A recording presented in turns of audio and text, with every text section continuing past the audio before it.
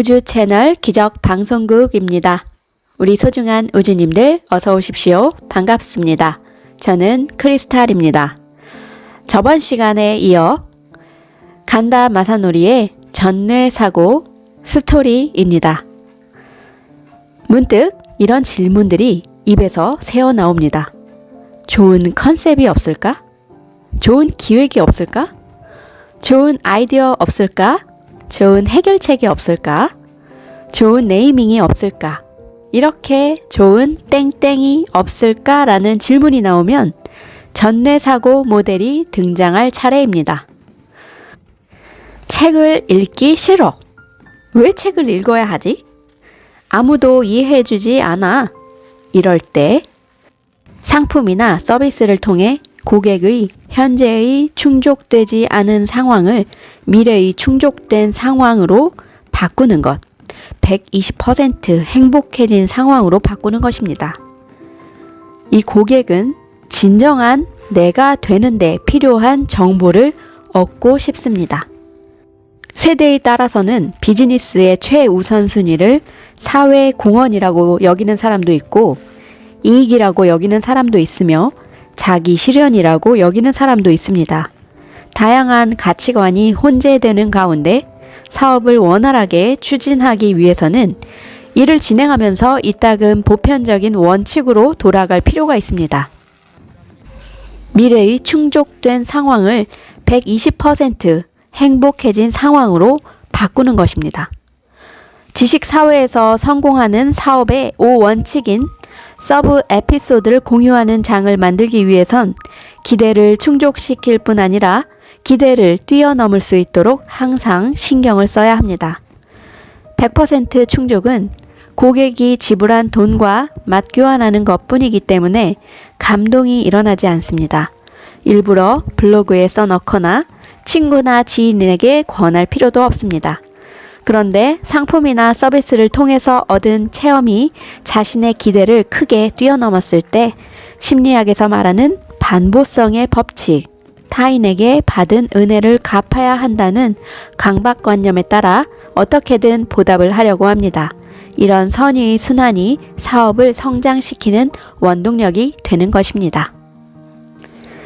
미래의 고객에게 120% 행복해진 상황을 자세하게 묘사하면 나는 이 사업을 통해 누구를 기쁘게 만들고 싶지? 라고 물으면서 일러스트를 그리는 것입니다.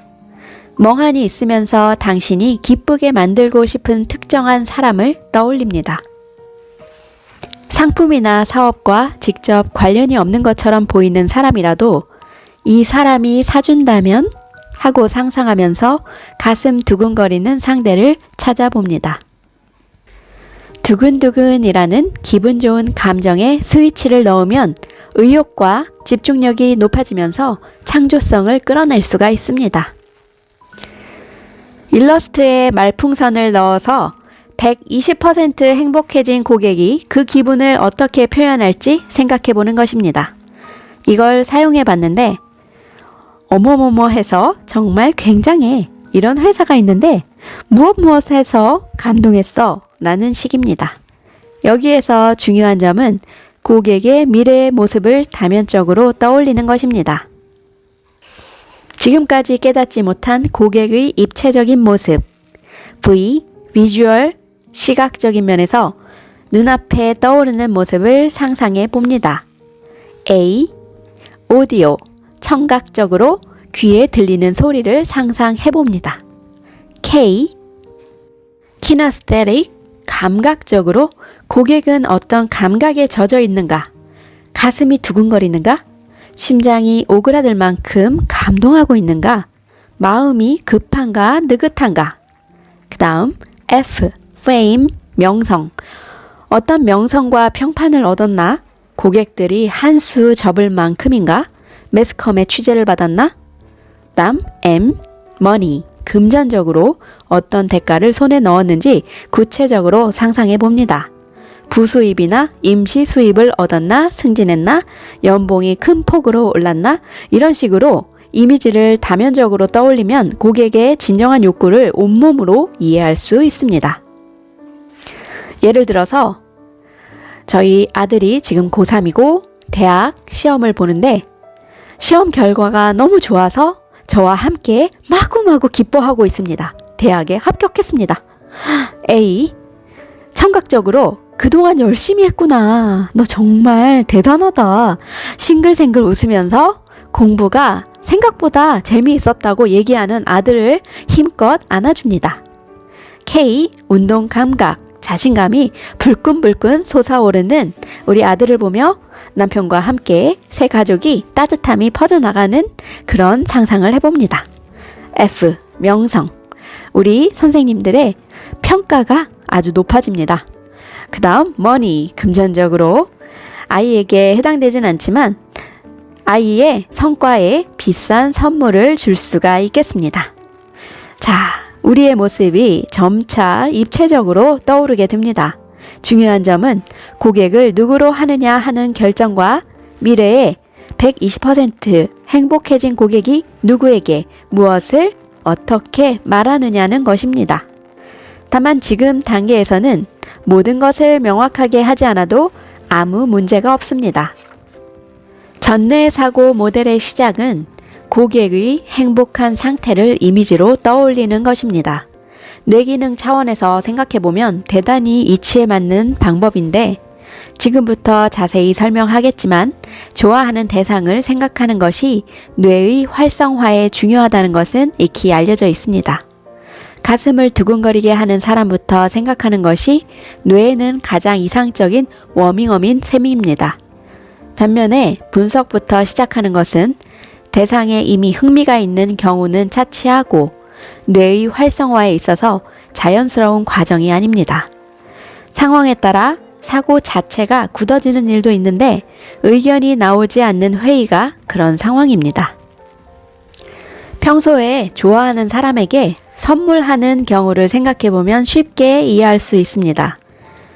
선물을 해본 적 없는 사람이라도 누군가를 좋아한 순간 사랑하는 사람을 기쁘게 하고 싶다는 목적을 향해 최고의 시나리오를 생각하는 법인데 그때는 시간을 잊어버릴 만큼 집중해서 이상적인 선물에 대한 정보를 검색합니다. 아마 평소에 몇 배는 빠를 것입니다. 직감도 예민해져서 가게에 들어선 순간 마치 선물이 눈앞까지 튀어나와 있는 것처럼 이상적인 선물을 발견하리라.